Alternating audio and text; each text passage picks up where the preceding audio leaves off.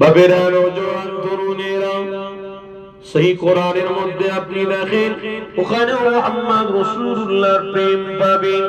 কোরআন খোলো, কোরআন দেখো, কোরআনের মধ্যে কি রয়েছে দেখো। 114টা সূরা রয়েছে, 6666টি আয়াত রয়েছে, 3,07,442টি হরফ রয়েছে। দেখো কোরআনের মধ্যে কি আল্লাহ মুহাম্মদ রাসূলের বর্ণনা করেছেন কি না। এই যুবক তরুণীরা কোরআন খুললে বুঝতে পারবে আল্লাহ নিজে আমার হাবিবের বর্ণনা দিয়েছে। এই পৃথিবীর মানুষেরা আমার হাবিবকে যদি ভালোবাসতে চাও, এই পবিত্র কোরআন খুলো, তুমি আমার হাবিবের মর্যাদা বুঝবে, আমার হাবিবকে চিনতে পারবে, আমার হাবিবের পরিচয় তুমি পেয়ে যাবে। শুধু কোরআন নয়, আমি আল্লাহ তাওরাত জাবুর ইনজিলও দিয়েছিলাম। আমার হাবিবের মাকাম আমি আল্লাহ বাড়িয়েছি, আমার হাবিবের সম্মান আমি আল্লাহ বাড়িয়েছি। আমার আল্লাহ জানিয়েছে, ওরে আমার বান্দা বান্দীরা, আমি আল্লাহ আমার হাবিবকে কত সম্মান দিয়েছি। কোরআন খোলো, কোরআন দেখো। আলাম ইয়াজিদকা ইয়াতীমান ফাআওয়া ওয়া ওয়াজাদাকা দাল্লান ফাহাদা। নবী পাককে তোমরা চিনতে পারবে। নবী পাককে যদি চেনার আশা করো, কোরআন খোলো, নবীকে পেয়ে যাবে। ফালা উকসিমু বিহাদাল বালাদ ওয়া আনতা হিল্লুম বিহাদাল বালাদ ওয়া ওয়ালিদিন ওয়া মা ওয়ালাদ। কোরআন খোলো, আমার হাবিবকে পেয়ে যাবে। ইল্লা ওয়াহয়ু ইউহা। কোরআন খোলো, আমার রাসূলকে পেয়ে যাবে। ওয়াদ-দুহা ওয়াল-লাইলি ইযা সাজা মা ওয়াদ্দা'আকা রাব্বুকা ওয়া মা ক্বালা ওয়ালাল আখিরাতু খায়রুল লাকা মিনাল উলা। কোরআন খোলো, আমার হাবিবের পরিচয় তুমি পেয়ে যাবে। ইন্না শানিয়াকা হুয়াল আবতার। কোরআন খোলো, আমার হাবিবের পরিচয় পেয়ে যাবে। ইন্না আ'তাইনাকাল কাউসার।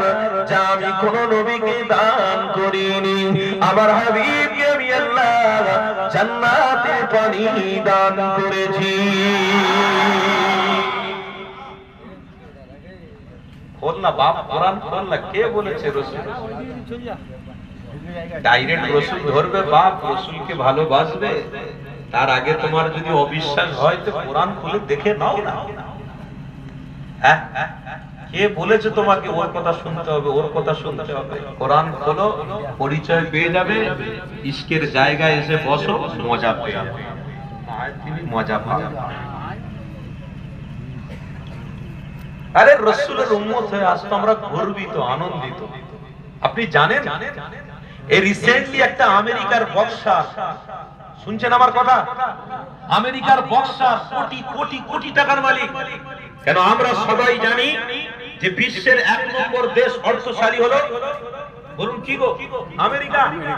আমেরিকা বিশ্বের সমস্ত পয়সা থেকে, অর্থ থেকে 1 নম্বরে আছে বর্তমানে।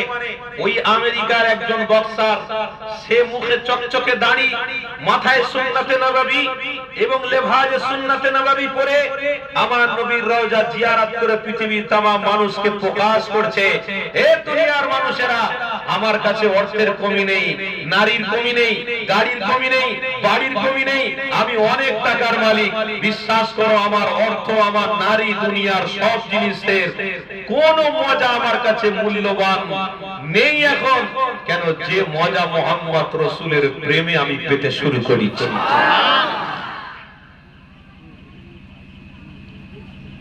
এই মানুষটা ইহুদি ছিলেন, এখন আশহাদু আল্লা ইলাহা ইল্লাল্লাহ পড়ে তিনি ইসলামটাকে মহব্বত করে ফেলেছেন। জোরে বলো। আরে আমরা তো জাতি মুসলমান রে ভাই। আমাদের পিতার নাম কি? আদম। বলুন আদম আলাইহিস সালাম। তারা তো জাতি মুসলমান। তারা ইহুদি ঘরে জন্ম নিয়েছে, তারা ইসলাম গ্রহণ করে প্রকাশ করছে পৃথিবীর মানুষকে। আরে আমার মজা যা লেগেছে রাসূলের প্রেমে, রাসূলের আদর্শ, যা মজা পেয়েছি পৃথিবীর কোন জিনিসে অত মজা হবে না। আজকের দিনে আপনাদের মজা হওয়া উচিত। তাহলে কোন জিনিসের মজা করেছো? জয়নগরের লাড্ডু খাবে, মোয়া খাবে, তাতে মজা, বিরিয়ানি করে খাবে, তাতে মজা। আরে আমার আব্বারা ভাইরা, ওটা তো শুধু পেটের ব্যাপার ছিল। মোহাম্মদ রসুলকে একবার মজা করে দেখ, দেখ কবরে যাবি, জান্নাতের খুশবু ওখান থেকেই তোর জন্য শুরু হয়ে যাবে। মজা করে দেখ, একবার পাওয়ার চেষ্টা কর। এই রিসেন্টলি ইংল্যান্ডে 10 পয়সাওয়ালার মধ্যে একটা পয়সাওয়ালা, আমি আপনাদেরকে তথ্য নিয়ে বলছি, কিন্তু আপনারা মনে করছেন হুজুর মনে হয় আর কি করছে। ক্যালকুলেশন করে, অনেক যাচাই বাছাই করে আমি কথাগুলো আপনাদের কাছে প্রস্তাব করছি। ইংল্যান্ডে 10 পয়সাওয়ালার মধ্যে এক পয়সাওয়ালা, নাম ছিল জেসলিন, একজন ইহুদি বাচ্চা। তার কাছে নারীরা সবচেয়ে মর্যাদাপূর্ণ ছিল। কেমন? যে নারীরা অর্থের জন্য তার কাছে আধা ঘন্টা থাকতো, আধা ঘন্টা পরে ওই পয়সাওয়ালা ওই নারীটাকে বাদ দিয়ে আবার অন্য নারীকে নিয়ে ব্যবহার করতো, আবার ওই নারীটাকে বাদ দিয়ে আবার অন্য নারীর সঙ্গে ব্যবহার করতো, আবার ওই নারীকে বাদ দিয়ে আবার অন্য নারীর সঙ্গে। বলছে আধা ঘন্টা অন্তর অন্তর নারীদের সঙ্গে তার সম্পর্ক ছিল, কুসম্পর্ক, খারাপ সম্পর্ক, অন্যায় সম্পর্ক। সেই ব্যক্তিটা বলছে আমার কাছে কোনো জিনিসের কমতি নেই। আজ আমি নবী পাকের রওজা শরীফে এসে সুন্নতি নববী করে, মুখে দাড়ি রেখে, সুন্নতি লেবাস পরে, বিশ্বাস করো পৃথিবীর মানুষ, যে মজা রাসূলের প্রেমে পেয়েছি সেই মজা পৃথিবীর কোনো জিনিসে পাইনি। আজকের উম্মত সেই নবীর আলোচনা শুনতে বসেছে। তোমাদের গর্ব হওয়া উচিত। যত আল্লাহর কাছে শুকরিয়া আদায় করবে তত কম। কেন? তোমরা মুহাম্মদ রাসূলের উম্মত হয়ে রাসূলের কথা শুনতে বসেছো। রাসূলের বাণী শোনাটাও আমাদের জন্য জান্নাত। রাসূলের বাণীটা আমরা শুনে, আমাদের কান শোনা মানে এই কানও নাজাত পেয়ে যেতে পারে, এই হাতও নাজাত পেয়ে যেতে পারে, জবান নাজাত পেয়ে যেতে পারে, চোখও নাজাত পেয়ে যেতে পারে। কেন? আপনারা মুহাম্মদ রাসূলের কথা শুনছেন, মুহাম্মদ রাসূলের কথা শুনছেন না। বাবেরা, নওজোয়ান, তরুণেরা, এ নবী পাকের উম্মাতুল মদিনা, তাহলে আসেন আর একটু এগিয়ে যান।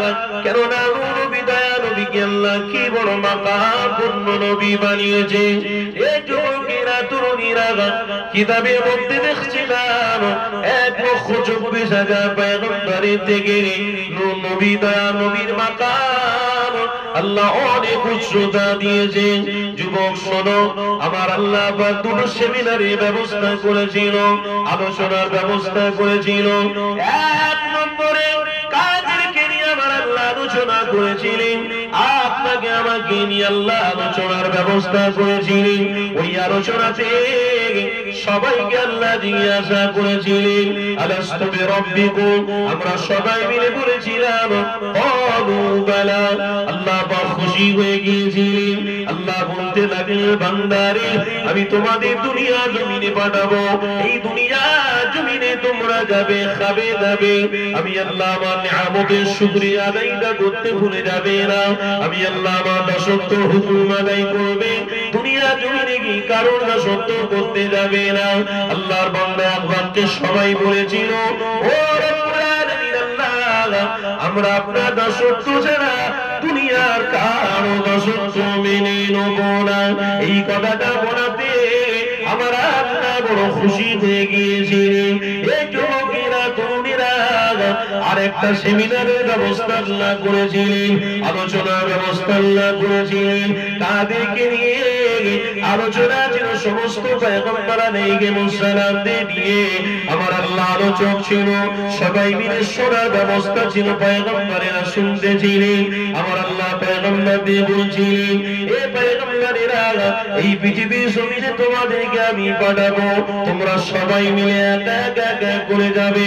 তবে আমার পয়গম্বর, আমি তোমাদেরকে নবী করে বানালাম, কিন্তু তোমাদের থেকে সব থেকে উত্তম করে